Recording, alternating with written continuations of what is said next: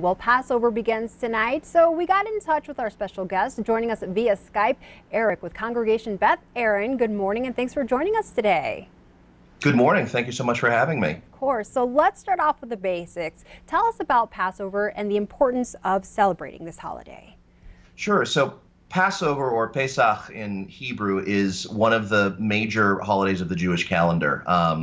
We've got two big blocks of holidays. The fall holidays are Rosh Hashanah and Yom Kippur, and then Passover begins the big spring holiday. So it commemorates the events in the book of Exodus, or Shemot as it's called in the Hebrew Bible, of the liberation of the Jews from the land of Egypt by Moses, and all of the stories which there have been many Hollywood blockbusters made about.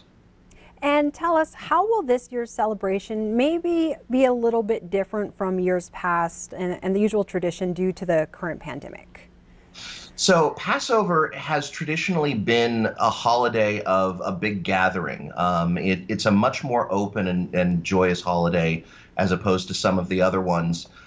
So what we at Congregation Beth Aaron here in Billings usually do is on the second night, we invite members of our community and members of the greater community to come and celebrate a seder, or the ritual dinner where we retell the story, and there's singing and there's food and 4 glasses of wine and just really a lot of fun.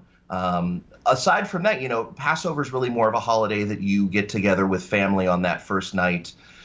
So nothing is really changing for that first one, except that a lot more people are doing family gatherings by Skype or by Zoom or what have you.